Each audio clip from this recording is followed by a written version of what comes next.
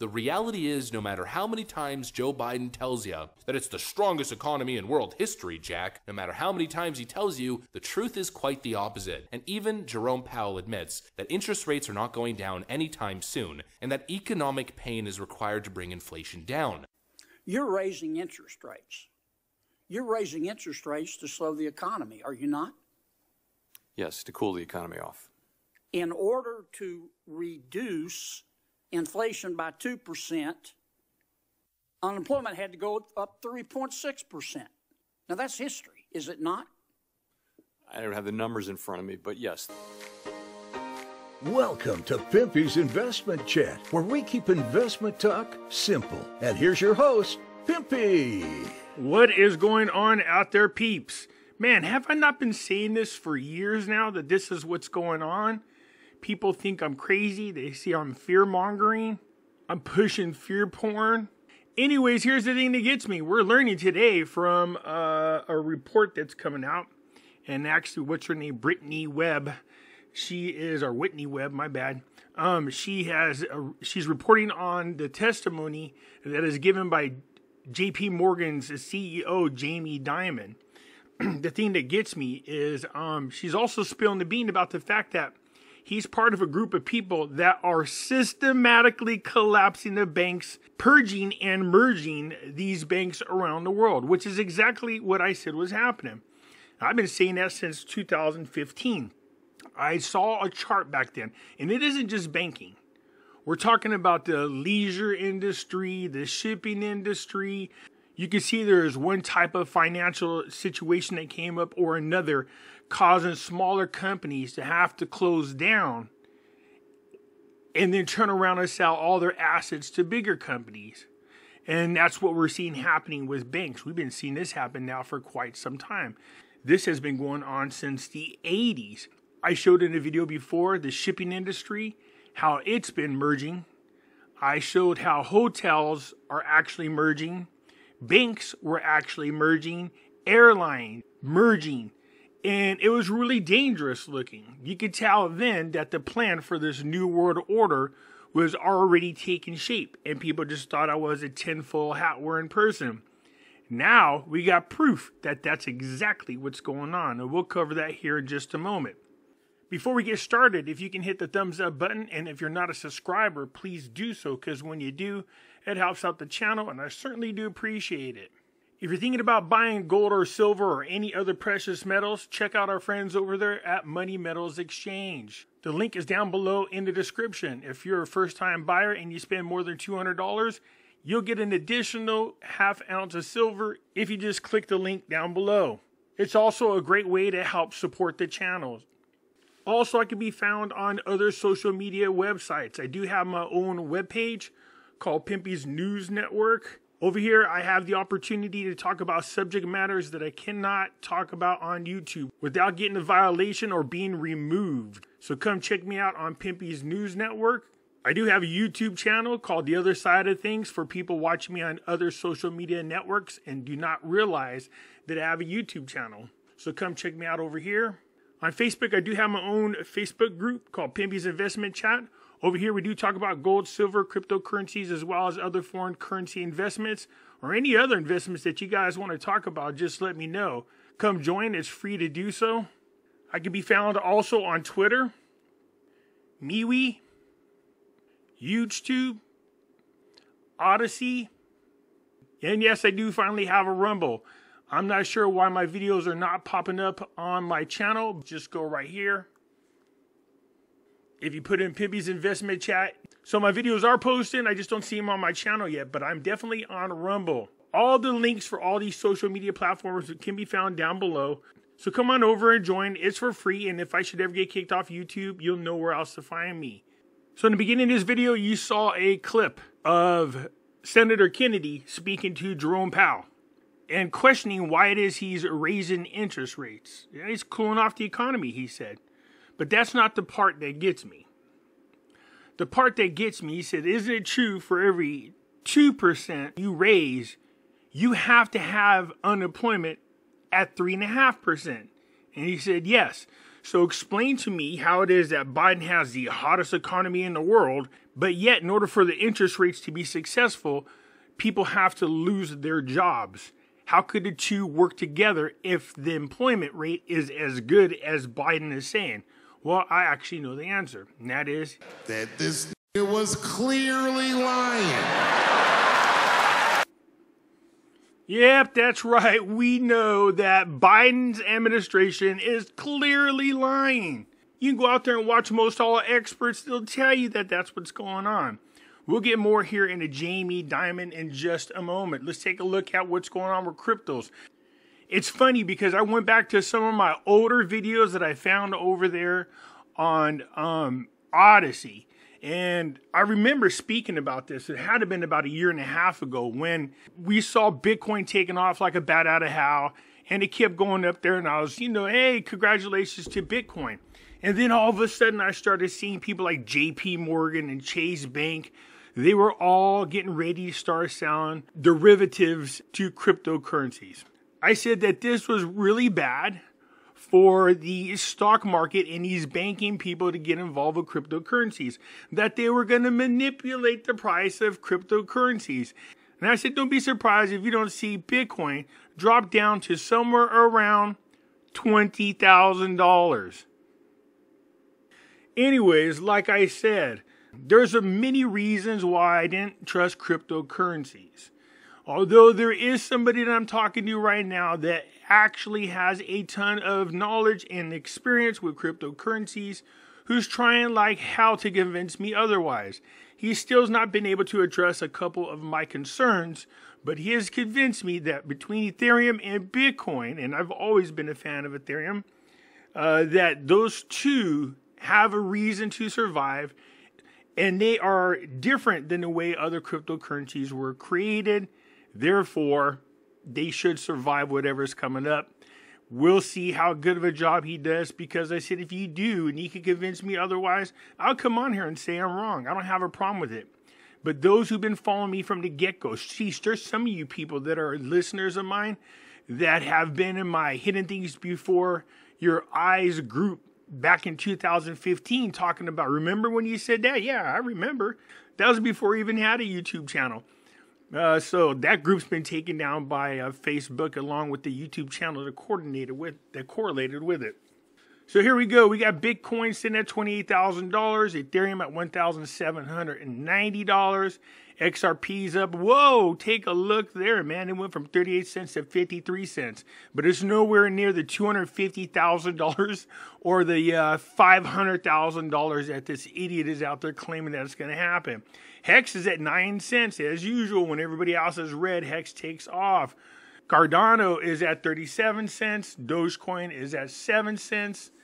Polygon is at $1.09. Solana is at $20.55. Polkadot's at $6.11. Litecoin, what happened? You guys are up there in the $90 plus. Now you're back down to $88.87. Shiba has no value, as you can see right here. Shiba, for some reason, doesn't show up that often on the main screen. Anyways, 4011. Terra Luna is at 3012. There's this love-hate experience going on with Terra Luna Classic. That is because it starts to really take off, and then it goes down, it takes off, and it's been very volatile as of late. Again, when I bought Terra Luna Classic, and when I bought, Shiba, when I bought Saitama, I bought them when you got like 5 billion of them for like $1. So, it doesn't bother me to take that risk. I use discretionary funds to purchase these particular cryptos. And so I'm just sitting on them. Because if cryptos do make another run, then you definitely want to be holding on to them. Because those will definitely exponentially go up a lot faster than the other ones. I like how it says 3 cryptos to sell before the next crash. So cryptos haven't even recovered and they're already talking about the next crash. You gotta love that. Saitama is at 2018. At one time they were at 2022, man. But believe it or not, that slight difference between the 0022 and 0018 is so minor. It just looks dramatic. But still holding tight. I like to see them really start to make a run themselves. It's good to see they're in the green. So again, Saitama at 2018. Gold closed today at $1,978.80. It had a slight drop of $1.70, but still definitely much higher than where it was about a good 2 months ago. Look at silver. Silver is now almost at $24 an ounce. 24. I remember when it dropped down into the 18s, getting ready to go into the 17s. Now we're sitting at $23.88, almost $24. Now to me, this is really, really super close to where they don't want silver to be. And so I'm anticipating a smash on silver. I'm hoping it doesn't happen. But what I think should happen right now, we got tax season coming up. People should start buying a ton of silver to keep that price from going down. This way, then it can really put a hurting on those trying to manipulate the silver market. But if you'd have took my suggestion back when I was saying that people should be very careful and go ahead and convert your IRAs and your 401ks or any part of your savings or nest eggs into gold and silver, then you're sitting real pretty right about now. Because silver was pretty low back then. So congratulations on that. Anyway, silver at $23.88 an ounce. I've been making comments about this happening now for quite some time. And yesterday I made a video saying, look, these banks collapsing are coordinated. This isn't by accident. They're trying to consolidate all the power and holdings into a small handful of banks. It makes it easier to force the entire masses around the world to do what they wanted to do if you have less options. Well, we're going to go ahead and listen to Miss Webb and what she has to say about JP Morgan, his rise to power, and exactly the people behind him and what their intentions are with the banks. Yeah. So PSAR essentially said the nation state's becoming irrelevant because it's all about private enterprises in the West merging and intermingling with communist state-run enterprises in Russia and China and elsewhere. Yeah, they act like China and Russia are the enemies, but they're actually bed buddies. I'm talking about the United States and their politicians and the government are bed buddies with China and Russia. So don't be fooled by the crap that they tell you. Oh my gosh, bad Russia this, bad Xi Jinping that, how they're trying to overthrow the US dollar as a reserve dollar. Well, it's being helped by the very people that run our government today. Mm-hmm. And a lot of the major facilitators of this were, you know, people like Robert Maxwell, people like Samuel Pisar, and a lot of these other businessmen in this particular nexus that involve a lot of organized crime and intelligence connections. Because essentially, at the end of the day, they want to be, you know, whoever controls the money controls the world, right? So you see what she said, the intelligence and organized crime working together. Been speaking about this for a long time. You build a single unified world economy, which you uniquely control, then you control everything. And as you've pointed out in your piece and otherwise, that they've been at the heart of each of these financial collapses, right? They've been there right in the middle of it. Yeah, a lot of them. Yeah. So, for example, in the 1980s, there was a major crisis with savings and loans, and you had an insane amount of collapses of savings and loans institutions throughout the United States. You had the situation with Michael Milken and the junk bonds, Drexel, Burnham, Lambert. All of these are very much tied to intelligence, organized crime connections. I detail a lot of this in my book, but there's, you know, the work of Pete Bruton, formerly of the Houston Post, and a lot of reporting over the decades on that. And essentially what resulted, what came out of that is that, you know, the federal government and the bodies responsible for handling these types of situations would take the collapsed institutions, bundle them together, and sell their assets off to stable financial institutions.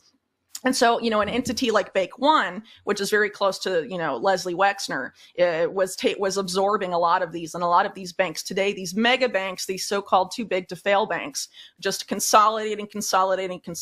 So you have over time, you know, hundreds and hundreds and hundreds of banks all over the country in the U.S. And it's slowly becoming fewer and fewer as banks collapse. And a lot of these banks collapse are engineered. And so this particular article I have up right now about the rise of Jamie Dimon is really just part of a series because I also have evidence that in 2008, that was, you know, the collapse of Bear Stearns. Jeffrey Epstein essentially was the, you know, if you want to see Bear Stearns as a giant bubble, the pin that popped Bear Stearns was Jeffrey Epstein. And then he goes and Bear Stearns gets folded into JP Morgan. And then he starts banking with JP Morgan, and all the stuff at the center of the lawsuit that we talked about earlier, are based in that period. But, it's a big benefit. The 2008, economic crisis, was very beneficial to these big bankers because all the failed banks they just absorbed and, became bigger and bigger and bigger. And what we're seeing now with the current banking crisis is much of the same. I would argue that you're going to see these banks collapse. A lot of I'm sure as you've covered on your show, a lot of these banks didn't need to be shut down like Signature Bank. They were only shut down because they were viewed as pro-crypto. The U.S. is having a regulatory crackdown on the crypto industry, and now they're being folded into other mega banks. It's just consolidation, and it's leading us towards this exact plan. And this is what I'm talking about, cryptos. You didn't really believe that the government was going to allow these things to be independent. There's no way in how that was going to happen. So what do? They just find a way to control it. They give you the feeling like you're independent of the banking system. How it is that you're free from all the crap that's going on, when the truth is you're not. You just heard what she said. They're grabbing control of the crypto industry by grabbing control of the banks that help fund them. That was mapped out in the 70s, a one world economy, essentially. Here, let me back that up just a little bit, because this week in here, without me talking over it, sorry about that, guys. So, for example, in the 1980s, there was a major crisis with savings and loans, and you had an insane amount of collapses of savings and loans institutions throughout the United States. You had the situation with Michael Milken and the junk bonds, Drexel, Burnham, Lambert. All of these are very much tied to intelligence, organized crime connections. I detail a lot of this in my book, but there's, the work of Pete Bruton, formerly of the Houston Post, and a lot of reporting over the decades on that. And essentially what resulted, what came out of that is that, the federal government and the bodies responsible for handling these types of situations would take the collapsed institutions, bundle them together, and sell their assets off to stable financial institutions. And so, an entity like Bank One, which is very close to, Leslie Wexner, was absorbing a lot of these. And a lot of these banks today, these mega banks, these so-called too big to fail banks, just consolidating. So you have over time, hundreds and hundreds and hundreds of banks all over the country in the U.S. And it's slowly becoming fewer and fewer as banks collapse. And a lot of these banks collapse are engineered.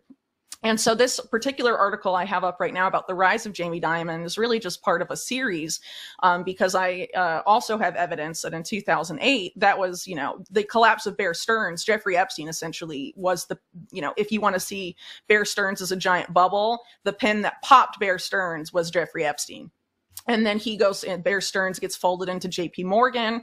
And then he starts banking with JP Morgan, and all the stuff at the center of the lawsuit that we talked about earlier, are based in that period. But, it's a big benefit. The 2008, economic crisis, was very beneficial to these big bankers because all the failed banks they just absorbed and, became bigger and bigger and bigger. And what we're seeing now with the current banking crisis is much of the same. I would argue that you're going to see these banks collapse. A lot of I'm sure as you've covered on your show, a lot of these banks didn't need to be shut down like Signature Bank. They were only shut down because they were viewed as pro-crypto. The U.S. is having a regulatory crackdown on the crypto industry, and now they're being folded into other mega banks. It's just consolidation, and it's leading us towards this exact plan that was mapped out in the 70s, a one world economy, essentially. So this is just one of the graphs. You could do this for almost every industry. You could see this happening. Look at all the different options we had for banks back in the days. This is exactly what I'm talking about. I was speaking about this back in 2015. You can see there's something going on. Something weird is happening. All these banks are merging together. Why are we not making more banks? These banks merged into Citigroup. These banks merged into Washington Mutual, Bank One, Chase Manhattan. Later on, JP Morgan Chase, Washington Mutual. You can see what happened as it became JP Morgan Chase. These people became part of Citigroup. All of these banks merged into Summit Bank Corp, Bank Boston, Bank of America, Fleet Boston Financial, and then became Bank of America. Over here is Wells Fargo, Wachovia, First Union, Wachovia, and now just Wells Fargo. So these are your main banks. This is what I'm talking about. I noticed this way back in the day that this was happening, but I wasn't sure exactly what was going on. You can do the same thing with food companies. These 10 companies control all of these food companies. You can do the same thing with railroad companies. So you can see here the mergers of these companies becoming the Santa Fe family, the BNSF family history, the Baltimore and Ohio Railroad. By the way, another derailed railroad. What's happening to these companies? They're being sued. And what do you suppose is going to happen to them after they get sued? Bigger companies are going to absorb them. So right now there is an attack on the train industry and people are not paying attention to that. So you can see how all of these railroads keep merging into these so-called families. So it's not just banking. It's not just food. It's not just beverage. You have railroad here.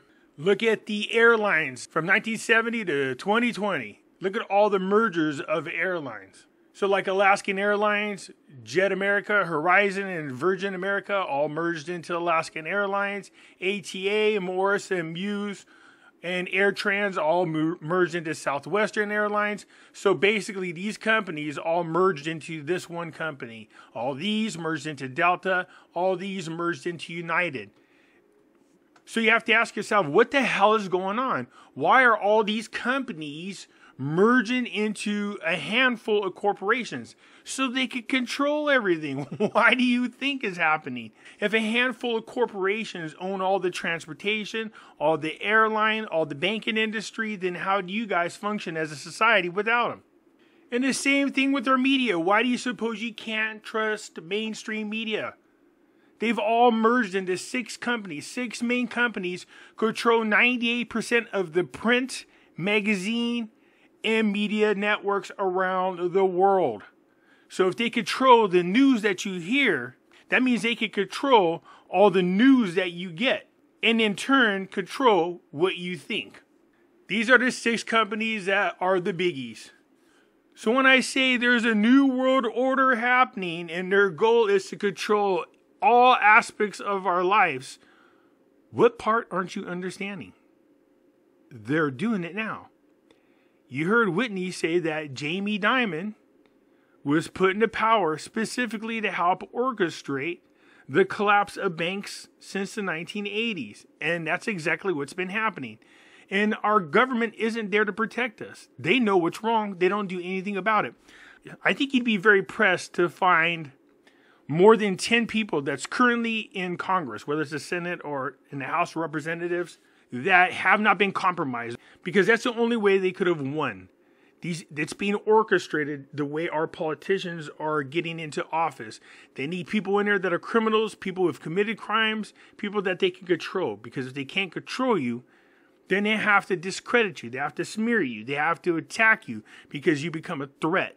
So that should tell you what you need to know about what politicians to pay attention to, which ones you feel are on your side. That's just my opinion. You know, I spoke about how the CIA and our intelligence agencies became bed buddies with the organized crime families of mafia a long time ago, and it still continues today. So watching Whitney Webb talk about that, it was nice to see, because then I have somebody I feel like that has credibility speaking about the very things I spoke about several times. I think Whitney is one of the best, if not the best, independent journalists out there. This woman's knowledge of all things criminality, I don't care what the subject is, she knows them inside and out. If I was a lawyer and I wanted to prosecute certain peoples, I would definitely bring her in as part of my team, even though she's not a lawyer. Her extensive knowledge and ability to do research is unmatched, it appears, by anybody else. So anyways, that's it, you guys. Let me know what you think. I look forward to your comments, and I'll get back at you later. I'm out.